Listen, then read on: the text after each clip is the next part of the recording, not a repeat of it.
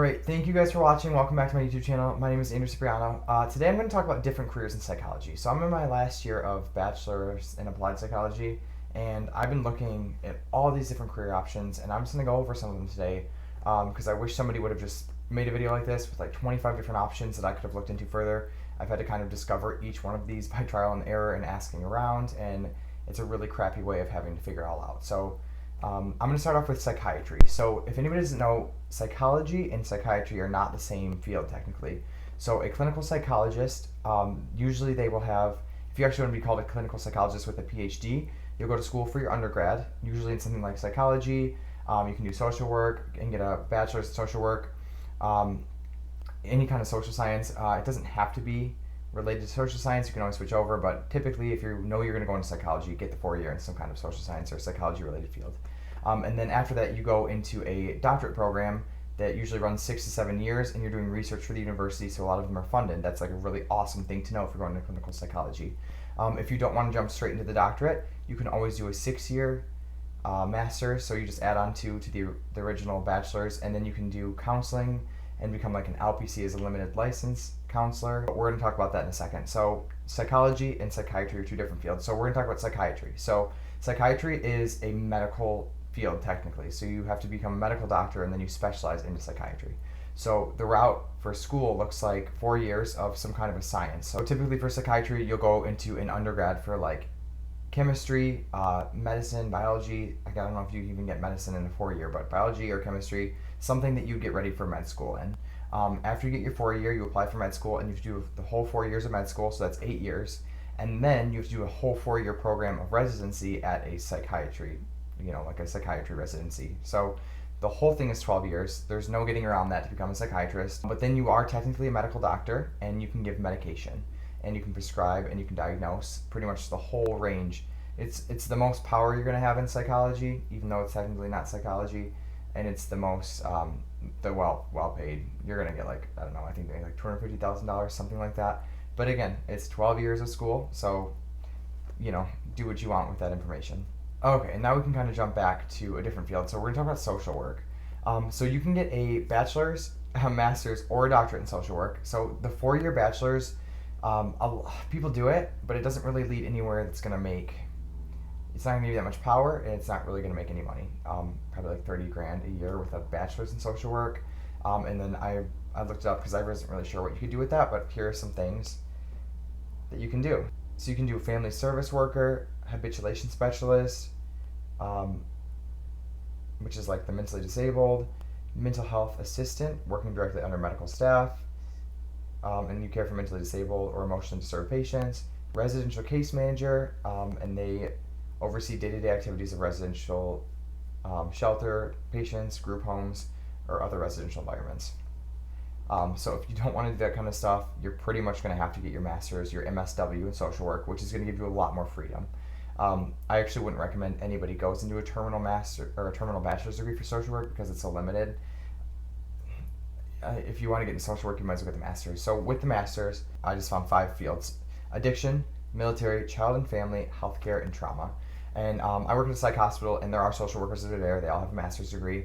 And with that, you can do inpatient or outpatient psych. You can, again, go to like group homes or more impoverished neighborhoods and try to find jobs helping, people who can't really help themselves on a day-to-day basis. Or you can also do your own therapy. So that's the best thing I think that you can get out of a master's in social work is you can do your own one-on-one therapy. You have to get more licensing afterward, after the 6 years, and do clinical hours under a supervision, but you can actually have your own therapy business. And a lot of the social workers who work in my hospital, they work the full 40 hours a week doing social work for the patients, which in an inpatient facility is pretty much discharge, making sure they're getting the medications when they leave, and connecting with the family and making sure that the patients have somewhere to go. That's pretty much what inpatient social work looks like with masters. But then they also, on the side, they have their own patients, so they'll see people, and do psychotherapy on them. So social work actually gives you a huge, broad opening to do a lot of different things. It's a very, very good field to get into if you're not quite sure what you want to do, because again, you can do inpatient, outpatient, you can do low-income places that need specialization in a bunch of different things, and you can also do your own therapy, which is huge. All right, so the next field I'm going to kind of brush on is counseling. So this is a huge confusion in the psychology world, especially because I don't teach it very well. So there's clinical psychologists, there's therapists, there's counselors. So pretty much you can be called a therapist if you get a master's degree in counseling, and then you can do your own psychotherapy. It's called a licensed professional counselor, so an LPC. So this is pretty much the same amount of education as a social worker, and this is another field where you can do your own therapy. You have to be under supervision for, I think it's 3,000 hours. Not all of that is clinical. Some of it is non-clinical hours, like literally reading, doing notes on therapy, going to seminars. So anything that's like technically professional related would be the 1,800 hours, and the other 1,200 would be clinical, and that's with a master's degree, and then the 3,000 hours, and then you can get an LPC after you do a test and get certified. Unfortunately, just like a lot of other fields, you have to pretty much get certified in every state. I think there are some states that would carry over from your specific state, but look that up before you get into this, because you don't want to go to school, get licensed, and then have to do licensing all over again when you move unexpectedly and have no job, pretty much. So just to finish up on counseling, most people go to school for, like, I know a lot of people right now are going to school for clinical psychology, but they're getting a master's. So you can do a clinical psychology master's or doctorate. The doctorate will give you permission, I guess, to be called a clinical psychologist. The master's will give you permission to be called a licensed professional counselor. So if you want to be a technical psychologist, you have to go to school really for 10 years. It's the 4-year undergrad and the 6-year of doctorate program. Or you can always do the 4-year bachelor's, the 2-year master's in clinical psych or some field that's similar like counseling, and then you can get your clinical doctorate. It's a lot of schooling, and a lot of people that's a turnoff because you don't really make a ton of money. From what I've seen from a master's program, you're going to make somewhere from 40 to 60 if you're a licensed professional counselor. I could be wrong, that's what I've looked up. And then from a clinical psychologist, they make like an 85-ish. Don't quote me on that. Social work does not get paid very well. So even if you get a master's in social work, I believe the starting pay for my social workers at my hospital are $22 an hour, and that's full time. So they make like 30 to 50 grand normally. If you're really good, you can make like 70, but you have to be seasoned, and I don't know, it's not. So just be aware, a lot of people get turned off from psychology because it is a hard job and you're not making a ton of money. Like if you go into IT and you get a master's, you're gonna be making over $100,000 if you get a good job. And it's in high demand, so you'll have a job, you'll make a lot of money. So just beware, if you want to go into psychology, it's an awesome field, and you can make a lot of money too, but you're going to be working a lot. Or you're going to have to do stuff like this where you're making videos on the side and hoping that that's going to take off. Like I have a podcast. You have to be providing a ton of information and hope that you're going to be able to help a lot of people online, or you're going to have to see patients constantly.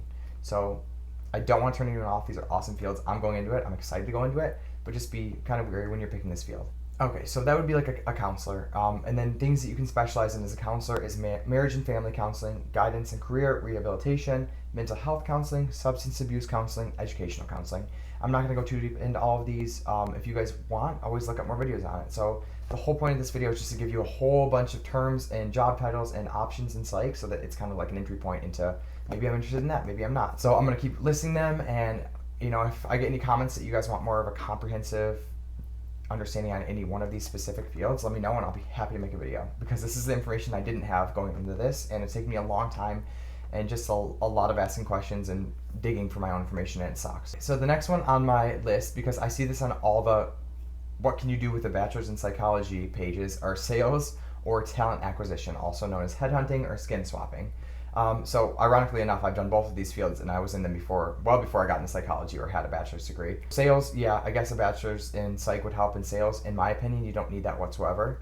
I think a lot of people, actually I take it back, I know a lot of people get into sales deliberately so they don't have to go for further education after high school, and there's nothing wrong with that. And you can always do sales, obviously, and maybe be better at it with a degree, but I sold cars for 2 years and I did just fine. I was like the third salesman out of 12 or 15 for a little while, and I made a lot of money, more than I'm going to make probably in psychology for a long time, doing sales without a degree. So I think that's kind of a lazy response when people say you can do sales with a psych degree, because you can totally do it without the psych degree. But the psych degree is awesome, and I'm learning a lot of good information. So I'm not trying to throw that out, but I don't like that people say sales is necessary with a psych degree, or you should go to school to do sales, because not my experience with it. And then also headhunting, or they say talent acquisition specialist now. That's another fancy term for sales. Headhunting, if anyone isn't familiar, is pretty much your whole job is to call people. You work for the businesses that are trying to find employees. That's who pays you, so that's who you work for.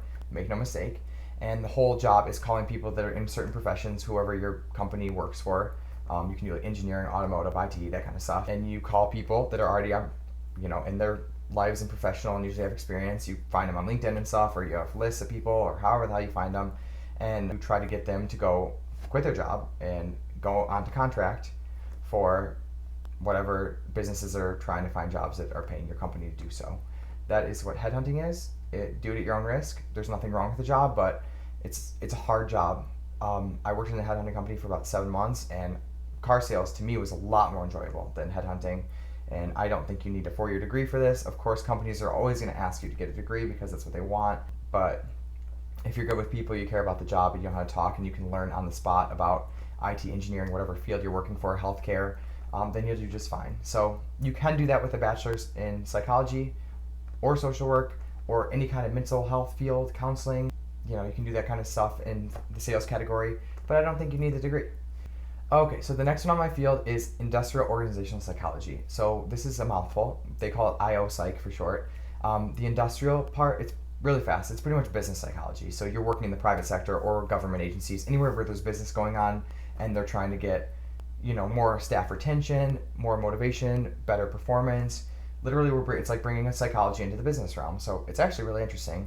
The wonderful thing about this is you can get a master's or a doctorate in IO Psych. The only difference really is that the doctorate is going to be more focused on research, and the master's is going to be focused on applying that research. So this is wonderful because IO Psych pays pretty well compared to anything else on here.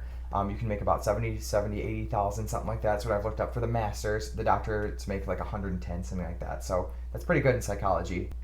And it's wonderful, again, because you can get the master's, it's 6 years, and then you can go into businesses and pretty much help them run better. The industrial part of IO psychology is focused on the individual, whereas the organizational is focused on the organization, or the group. So that's to totally oversimplify it, but this is just, again, a video just to give you some quick terms you can look up into the future. I'm in an IO Psych class right now in my undergrad, and it's pretty cool. You have to like business, and you have to want to do that. So it's not going to be clinical. Like, you're not diagnosing patients, employees. You're not doing one-on-one therapy with them unless by chance you get a minute with them to do that, but you're not licensed to. So I would recommend not doing that in a business setting because that's not professional. And then just some common titles you can get with an IO psychology career are human resources. So normally you'll get to be a human resource manager. You won't just do human resources your whole career, or else you might as well just get a 4-year in human resources or a master's in that actual field. So it's kind of like, a lot of these fields in psych are combined with other fields. It's very confusing. That's why I'm making this video again, because nobody has information on this in a comprehensive form. So human resources, organizational planning, personnel development. So you can do like training programs, staff retention programs, training, affirmative action. I don't really know what you do with that. I guess make sure you're hiring responsibly. I don't know why that's even on here. That should be a given. Personnel research, employee relations too. So it's a cool field, IO psychology. If you want to go into psychology and a helping profession, and you want to make a decent amount of money but still be in psychology, IO psych is the place for you. But be wary, because you're not going to be doing clinical psych and diagnosing, and you're not going to be doing one-on-one therapy technically. So watch out for that. That's why I'm on the border of IO Psych and Clinical Psych Masters right now. That's my two I'm looking at, and I've been sold neither one. So the next one you can do is health psychology. So this is really cool. Health psychologists look at how the mind, the body, and the environment work together. So it's called the biopsychosocial approach. So biology, how the genes work, like the medical side of it. The social is, I fucked it up already. So health psychologists look at the biopsychosocial approach. So pretty much they look at how the body, the mind, and the spirit work together in your environment. So the bio is like biology. That's like the actual hard science, hard biology science. The psycho is like the psychology, and then the social is the environment. So they look at how all those things work together. You'll find health psychologists in like a hospital doing prevention, and they do a lot of prevention training and stuff. Pretty much like they investigate smoking and eating unhealthy, and how you can live your life in healthy ways so that we can avoid hospitalization or severe chronic illness or terminal illness. But they also do things like that too. And there's a lot of things you can do as a health psychologist. So like they do kind of holistic stuff, like the human as a whole. We look at all the factors. It's very interesting, actually. You can get a doctorate in this. I don't know if you can get any other things in health psychology, but look into it. I took a course that was actually my favorite course I've taken in psych so far, because it kind of takes the old world medical approach towards medicine and it mixes it with psychology and makes it includes the holistic picture, which is really cool to me. So consider looking into that, especially if you don't want to be a psychiatrist, but you still want to be kind of in medicine, but in psychology, the perfect spot for you. Okay, so some other things you can do is art therapy or recreational therapy. These two are kind of, again, the borders are crossed. Art and recreational therapy, pretty much, they help you, they do therapy, but without explicitly doing psychotherapy or talk therapy.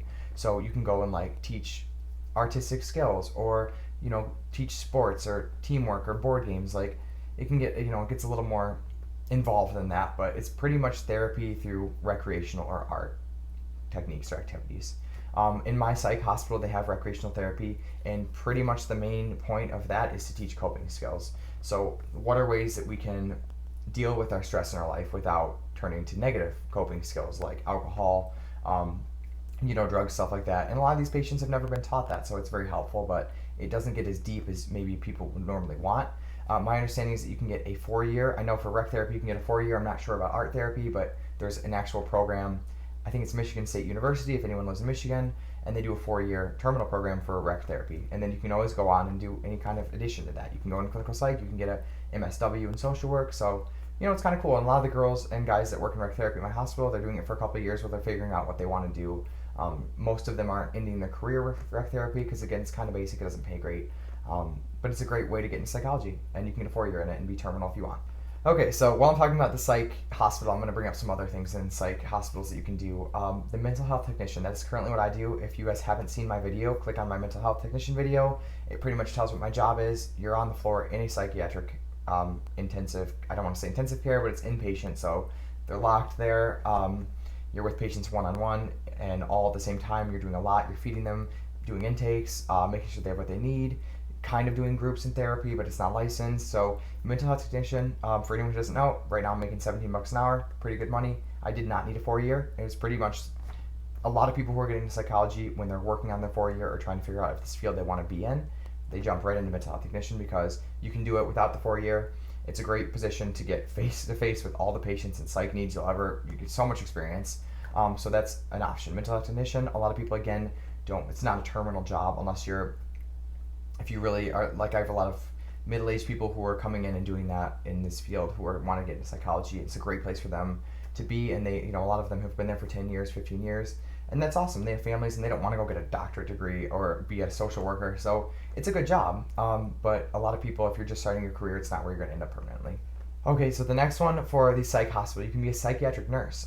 You can actually do psych nursing. It's just a normal nursing degree. You become an RN, and then you can go right into a psych hospital, or you can do inpatient or outpatient, or work at a medical hospital in the inpatient psych facility. That's kind of tricky, I know. So right now, I know the nurses get paid $25 an hour starting, and you can make about $100,000 a year. You can make more than $100,000 a year being a psych nurse. It's very appealing to a lot of people because you're not doing a lot of like the hard-hitting nursing stuff you'd normally be doing in a medical hospital. You're doing meds. Like the most intensive thing I've seen a nurse do is usually give a shot, to be honest, a psych nurse. You're still face-to-face with psych patients, but so are the mental health techs and the social workers, so it's not like the nurses have to do that alone or anything by any means. So psych nursing is very attractive to a lot of people because you can do travel nursing in the psych hospitals, and a lot of them do that. So they'll go on a 6-month contract, get paid $70, $80 an hour to do that, which is a ton of money. They'll make, $115,000 a year. Granted, there's living expenses, and it's not all just an easy walk through life and sunshine. Like travel nursing is still difficult, so don't go into it thinking it's going to be easy. And they require usually 1 or 2 years of experience in psych nursing before you can travel. But that's a great field, psych nursing. Just get an RN 4 years, and you're looking good, and you can make a lot of money.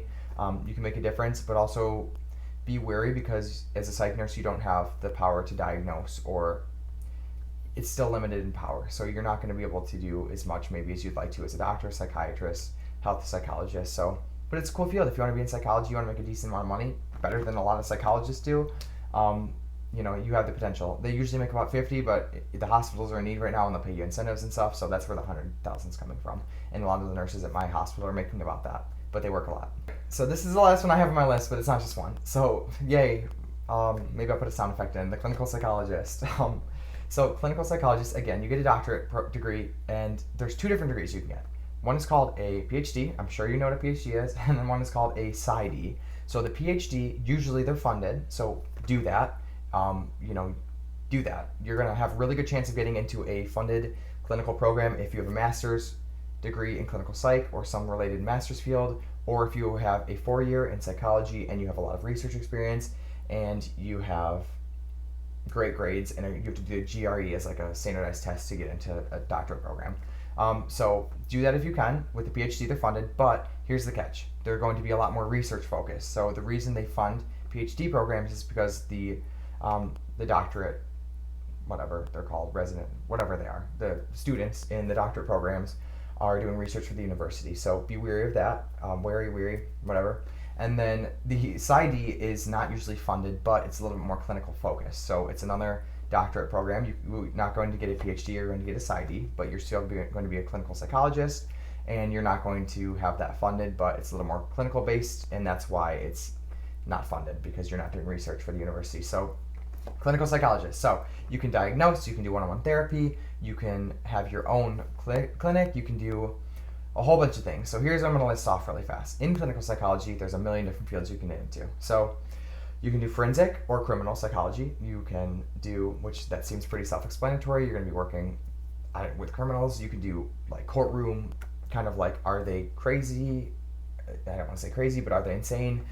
They can plead insanity in court, so you could do that and work with lawyers and pretty much work in the court setting, or you can work in an inpatient setting, or you can work in a jail or a prison, which a lot of them do, and psychiatrists can also do that, to work in the prisons, which is kind of cool. You can do geriatric or geropsychology. I don't know if I said that right.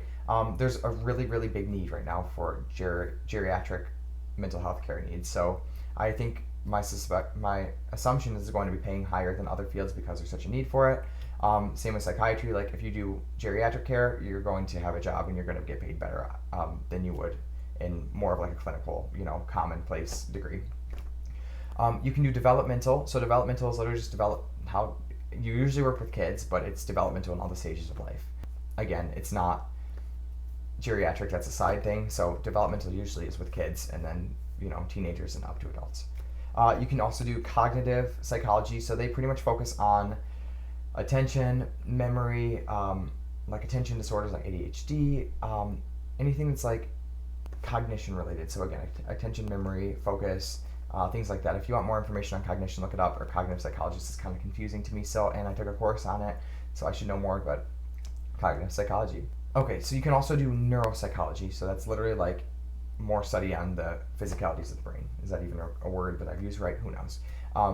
The medical aspect of the brain mixed with psychology, kind of cool. Neuropsychology, obviously that pays pretty good because that's a very difficult field, and it's cool, and it's going to be a very big growing field because we have a lot more technology to measure the brain coming up in the future. Okay, the next one would be school psychologist. So this is kind of an interesting one because you can get a doctorate in school psychology, or you can get a master's in school psychology, and you can do, it's like therapy and mental psychiatric needs for kids and pretty much with their families. So we're with kids in school and their families, and you can do universities and be a school psychologist. I don't know what the requirements are, where they draw the line between master's and doctorate. You can look that up, but school psychology, you can work in the school and pretty much help kids, adolescents, even adults if they're in university. So that's kind of a cool field, and I know they'll always need people in that field too. So, but also it has kind of a bad rap because a lot of people don't like to call school psychologists actual psychologists, but that's again because of the fine line between master's and doctorate. So screw them, whatever, you're a psychologist and you're doing good work, so forget it. School psychology is kind of a cool field.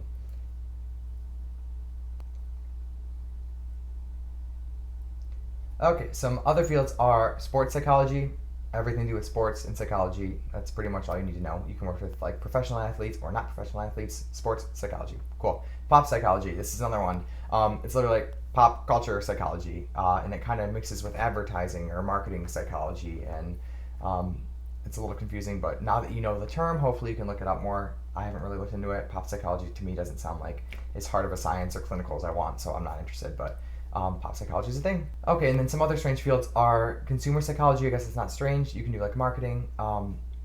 You'd work in advertising and marketing, or pretty much trying to get people to buy things, or we've all heard like if you place things at an eye level shelf people are going to buy. They're going to look at it more. That's the kind of stuff you do. In any of the fields in psychology, if you're getting a doctorate, you can do research too. So keep that in mind.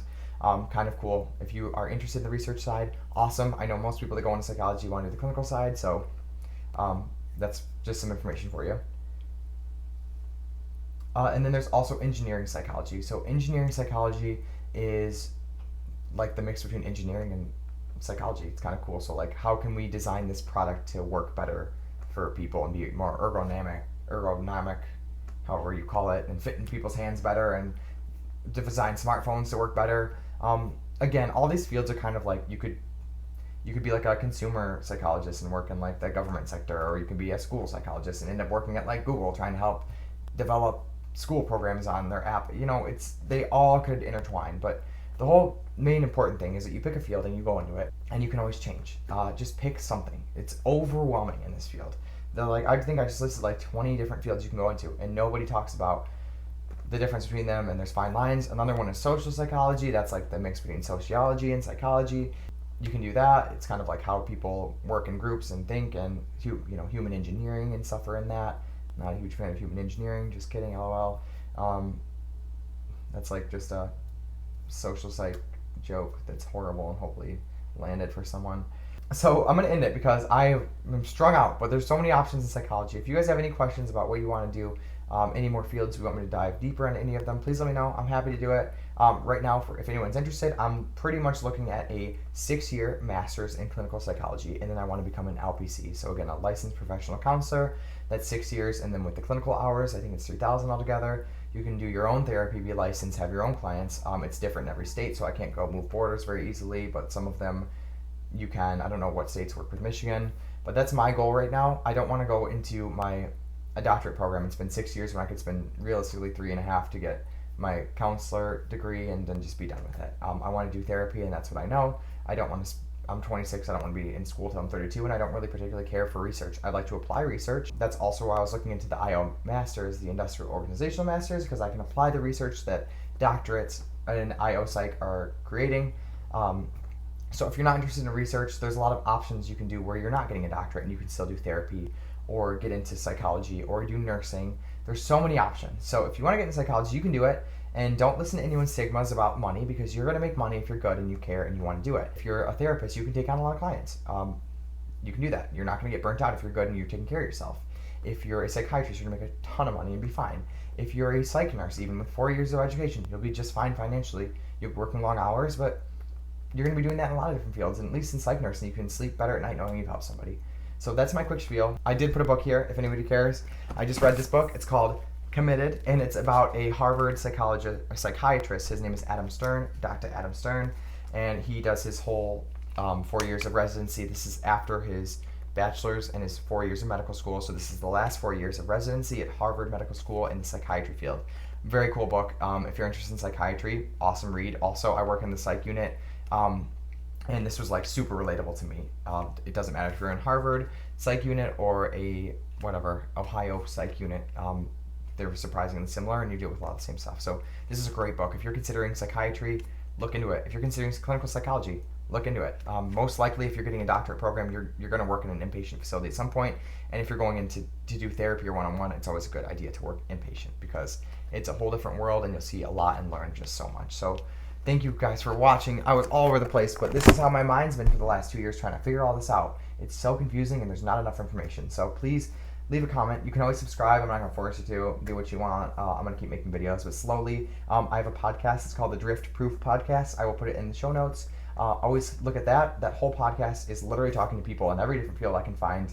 A lot of psych people, because that's who I'm around, and we're just doing hour and a half conversations about what the frick they're doing with their life, why they're doing it, how it's meaningful, and pretty much like this video. I just did one last week with somebody who's going to medical school. They're applying right now, and they want to be a psychiatrist. So a ton of great information. If you want to look through the eyes of somebody else's life or perspective for an hour and a half, different lives, like I have comedians, I have artists, look it up. Check it out. Drift Through Podcast, show notes. Again, I don't want to plug this whole video. That's not what this is for. But please, I'm always happy to have views, and please feel free to contact me and have, any questions or anything I'll try to answer. So thank you for watching. Andrew Cipriano. Have a good day.